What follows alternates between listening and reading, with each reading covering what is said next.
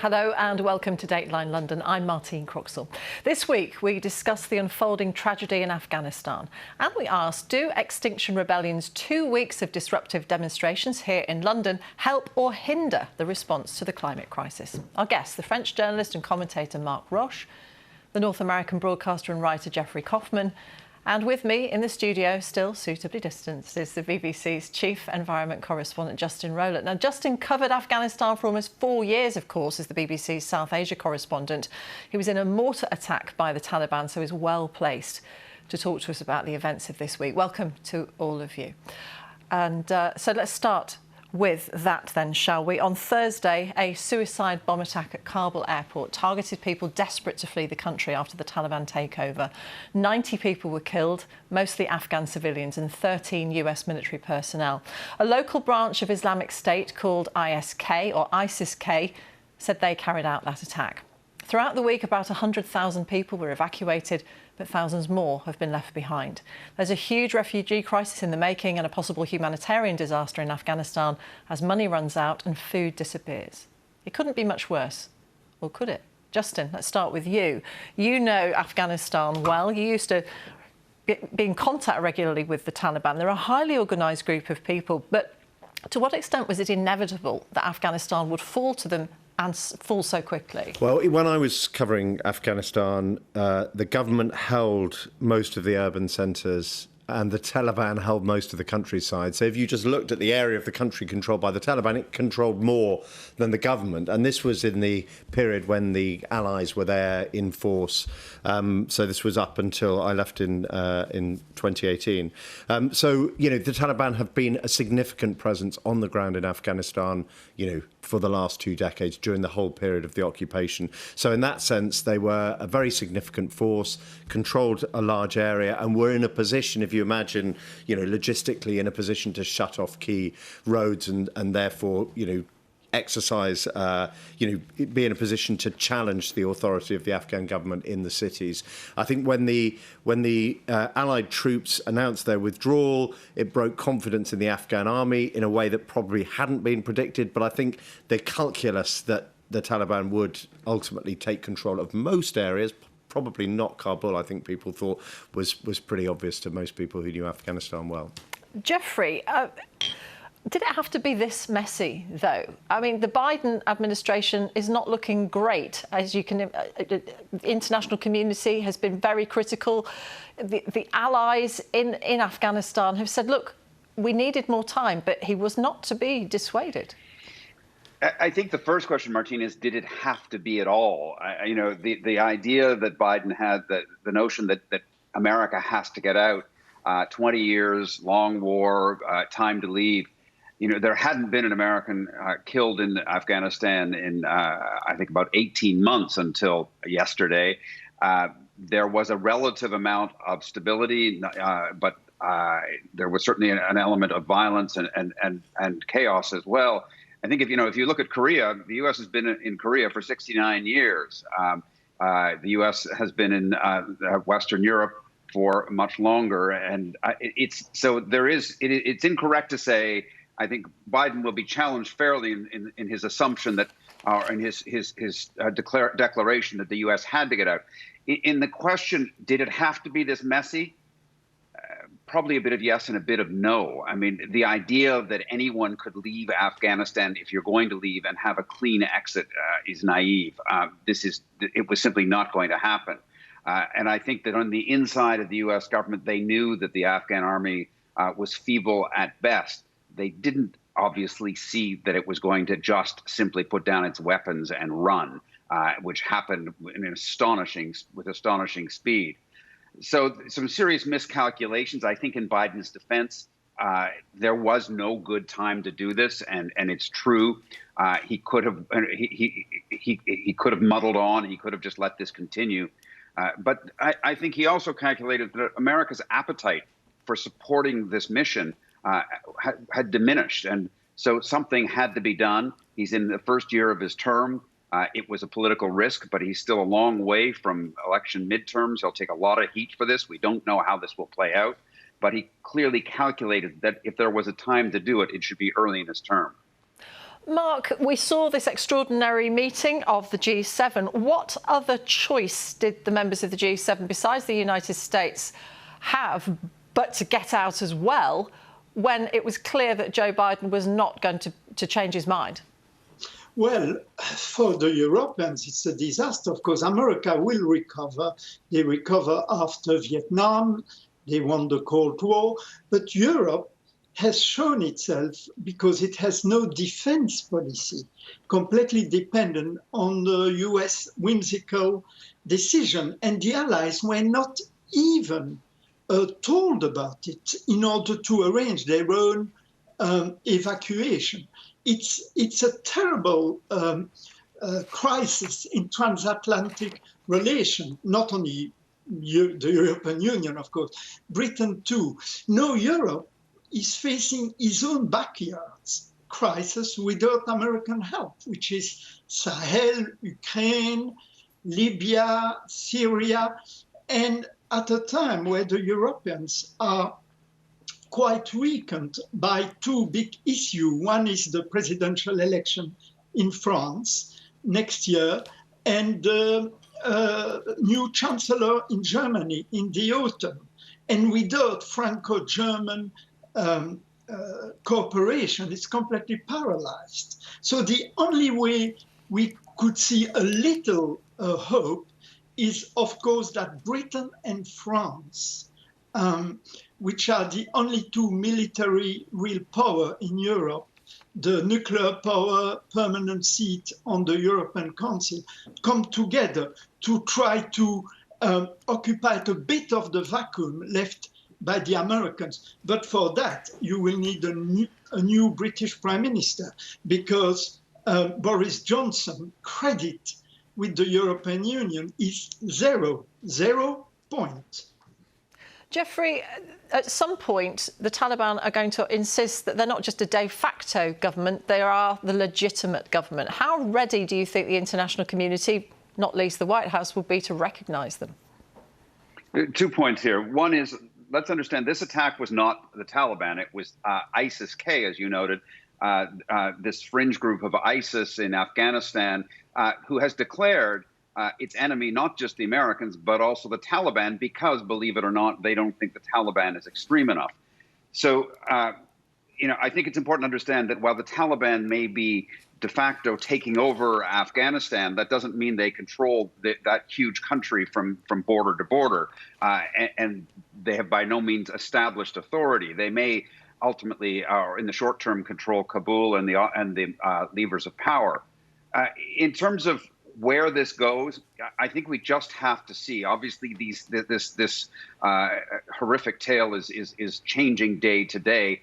I think that what's really going to determine it is the Taliban the same group that it was 20 years ago? Are they the hardline extremists who impose just obscenely medieval punishments on people and force women out of schools and into burqas? Is that going to be reinstated, or have they learned? They need foreign money, they need foreign support, and they want foreign recognition. Are they, one, able to moderate themselves enough to send out signals that they're worthy of that? And two, are they able to hold their own supporters so that they can actually show they can deliver on that? And I suppose a third point is, can they hold the country together? Because with ISIS-K now raining chaos on the country and murdering, you said 90, but I think the number's now up to 170 people dead in the attack on Thursday. With that kind of threat looming further, can they actually control the country? Justin, you were nodding there with some of the points that Jeffrey was making. To what extent have the Taliban changed in the last 20 years? They've obviously come into power, if we can call it that, saying that they will make sure that girls can be educated. It doesn't seem that that's sticking even now in some parts of the country. We haven't even begun talking about other groups who feel vulnerable, like the LGBTQ+ community in Afghanistan. Or indeed the Shia Muslims. Yeah, there was that extraordinary press conference where they presented this sort of Taliban 2.0 kind of, new Taliban, face. And there is a real question about whether that's true. They look, they're a very serious political force. They've been waging a war against the Allies for the last 20 years. And as part of that, they've certainly got a vision for how they want to rule the country. And they will have taken on board the fact that Afghanistan has changed dramatically in the last 20 years. It's a very young country. The average age is very low. Many Afghans will have grown up without any knowledge of Taliban rule, and they will be used to access to the internet and things like that. They understand how the world works. They've seen, how other countries operate, and the Taliban know that they have to work with people who understand those sort of things. So I think it is plausible that they do have a vision for a kind of more liberal regime. Whether whether they actually have the authority across the country. You've got to remember, Afghanistan is a tribal nation, and the remit, the sources of power are quite localized, and so local tribal elders and chiefs will affiliate with the Taliban, it isn't a centralized authority. So they need to work with all these different power centers. Whether they can keep a lid on all of that is a completely open question, I think, at this stage. Particularly when, as we've seen, the ISK were quite capable of carrying out that attack, or so they've said anyway, at the airport. ISK is relative. There's reckoned only to be about 3,000 fighters in ISK, and it's quite localised, the support for ISIS within Afghanistan. And as you say, they have fought. They've been fighting. The Taliban have fought a war with ISIS. They've been, fighting ISIS since ISIS first emerged in Afghanistan. They're formerly enemies, as we said. Mark, we know that these flights to get people out are coming to an end. Boris Johnson, for his part, has said that he'll do everything he can to keep trying to get people out of the country. But we know that there have been queues of people trying to get across the land borders into Pakistan. How does the international community then help people to get to safety if these flights have stopped? And bearing in mind, of course, Greece was telling the EU not to take too many Afghans in. Well, it's a huge problem because, as we have seen in Syria, Europe didn't get its act together to share all the refugees and the asylum seekers. And at the moment, with the pandemic still going on, there is really still an anti-immigration feeling all over Europe and including in Britain. So it's very important, I think, this time to get our act together. It's to have a conference to share the burden of the refugees among all the countries that are ready to take them. I think we have a duty to help the Afghans who help us in this war, and we can't let them down.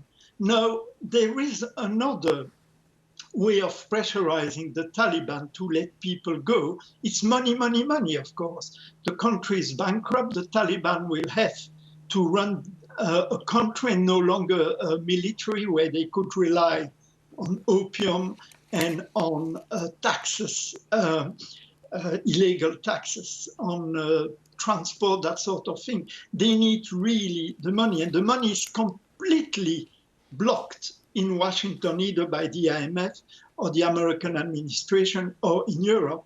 So there, I think there is a real leverage of the West to force the Taliban to be more inclusive in their government and to respect human rights, hopefully. Jeffrey, what's the appetite amongst the American public for taking in Afghans who helped them and the allies? We know that Joe Biden has said they're going to have to be screened, they're going to have to be vetted. They won't necessarily, these refugees, be allowed straight into the US if that's where they want to end up. I think it's a pretty spotty record in the past in these kind of circumstances. In principle, support for people, who particularly interpreters, and let's be clear, interpreters don't just interpret Pashto into English. They help people understand culture. They help people find context. I mean, I've worked with these kind of people as a journalist, as a war correspondent. Your lives very much depend on these people, and you become incredibly loyal to them as they are to you.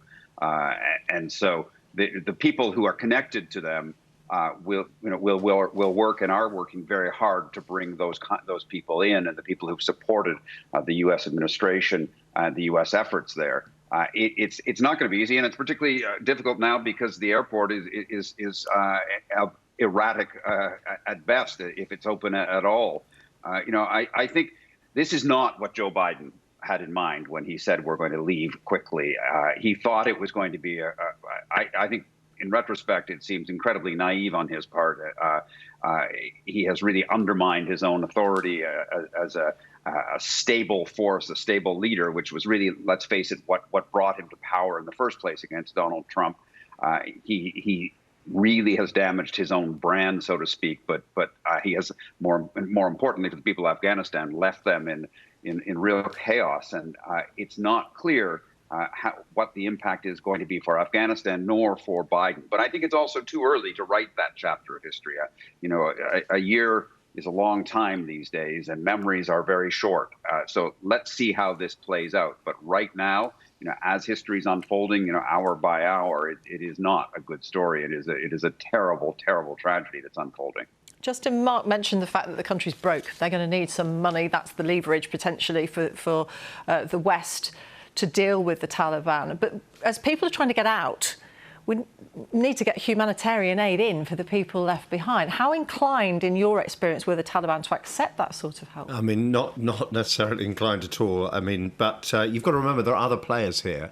I mean, Afghanistan was obviously the centre of the so-called Great Game back in the Victorian era, and there's a great game still playing out in Afghanistan. The Chinese and the Russians have indicated that they may be interested in supporting Afghanistan, and the Chinese, for instance, were advertising their ability to build new infrastructure in Afghanistan, and this, have already been talking about this. So I don't think that the West has, a unique franchise in Afghanistan. There are other nations who wish to exert their influence there and are willing to use their resources to do so. So that's going to be very interesting to see how that plays out, and the extent to which the support of these nations will allow the Taliban to keep control of the country. You wonder, Mark, whether the EU, the United States, misstepped here. Not maybe. Did you think they recognised sufficiently how much of an opportunity China and Russia would see this moment as being, as Justin's just explained? Well, as we heard, the Americans, of course, misinterpreted completely.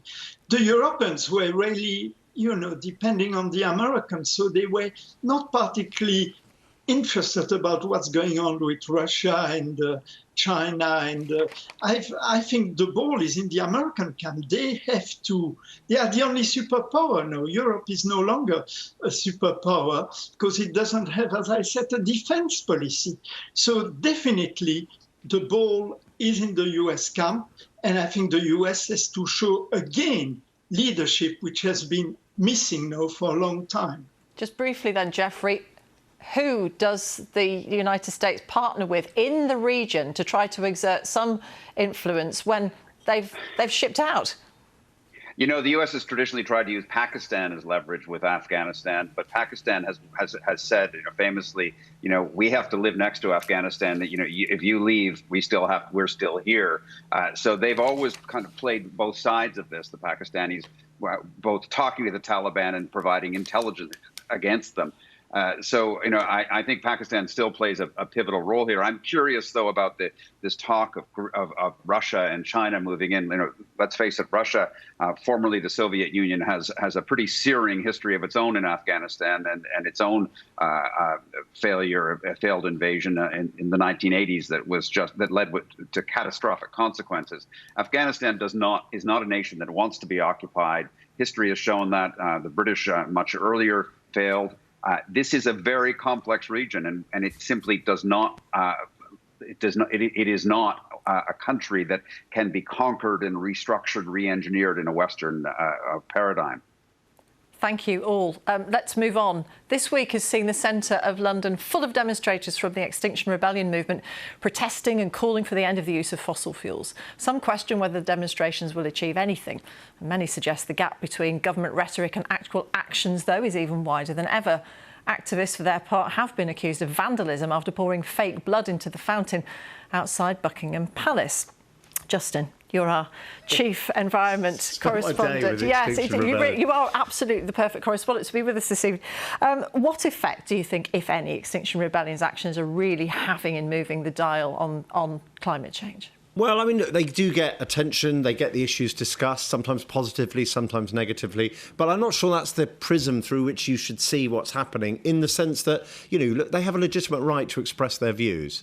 They feel passionately that the government isn't doing enough to tackle what they call the climate emergency, and they feel powerless to do to change the government's views without going onto the streets and sort of making their protest clear. And I think that in democracies it's legitimate for people to express their opinions in this way. Yeah, some of it's theatrical and dramatic, and they were pouring blood outside the London Stock Exchange this afternoon. But you've been with them. I was with them with the probably got bits of fake blood on my shoes still. Yeah, I was with them today. Yeah. Okay. Well, Mark, Extinction Rebellion began in the UK, but they have staged international events. How much traction have they got in France, or is it other groups that are having more success in convincing politicians that they need to act faster? Well, in France, Extinction Rebellion wouldn't have the leeway they have in the UK, because the police is much harsher, law and order. The government is really trying to keep that sort of movement after the trauma of the Gilets jaunes out of the road. I think the issue is huge, because the COP26, which is taking part in Glasgow, so the UN Climate Change Conference, is not going very well. It's the big scheme of Boris Johnson with the G7 presidency, but he hasn't given it any attention. Now, if you see the COP21, which happened in France in 2015, everything was centralized at the Élysée by François Hollande, and in the Quai d'Orsay by Laurent Fabius. And it was a great success because there was the political will.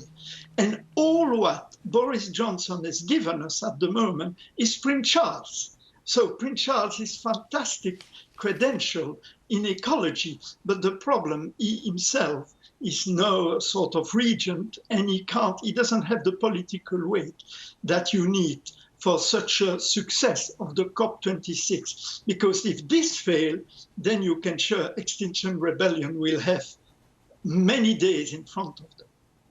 What Extinction Rebellion is saying, Jeffrey, isn't exactly controversial, is it? We know we've got to give up fossil fuels.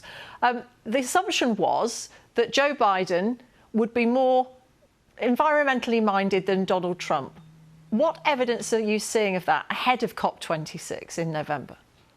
Oh, I think this massive infrastructure bill that you've no doubt been reporting on, I think it's $1 trillion in infrastructure. A good chunk of it is going towards environment, towards environmental cleanup, towards making the environment, sort of addressing the issues of climate change, electrification of cars, creating networks of charge points across the U.S. So, I think that there is a significant effort. People have every right to feel impatient and feel a sense of panic about climate change, the climate emergency, and I agree with Justin about that. I think that we don't disagree with the fundamentals of what Extinction Rebellion is saying. But to go back to your question earlier, I think that what I wonder as a journalist is whether they're actually helping or hurting their cause. In one sense, they are raising awareness, but in another sense, people who genuinely support what they're saying are being turned off by their tactics. I remember in October 2019, they stopped tubes here in London, which just mystified commuters who were on this energy-efficient electrified railway getting to work, and they glued themselves to the tube trains in the name of Extinction Rebellion. And people just couldn't connect the dots. And even Extinction Rebellion had to acknowledge that maybe it wasn't the best tactic, which suggests that this is a group of well-meaning people on one hand and some anarchists and people who have attached themselves to it on the other. And this is always the problem with these kind of protest groups. You know, what is the message and how much impact is it having? Just briefly then, Justin, are they going to annoy people more than they're going to achieve their aims? Yeah, I mean, there have been actions that other Extinction Rebellion activists thought weren't appropriate. They've calibrated this very carefully. They occupy road junctions, but they're not very busy road junctions. They've got these great dramatic sculptures. They're actually quite careful not to cause too much disruption. A little bit, but not too much. That's what they're hoping. Yeah, it's a balancing act, isn't it? Thank you very much. Thank you to Mark and to Geoffrey and to Justin. That's all we have time for this week. Do join us again next week, same time, same place. Thanks for watching. Bye-bye.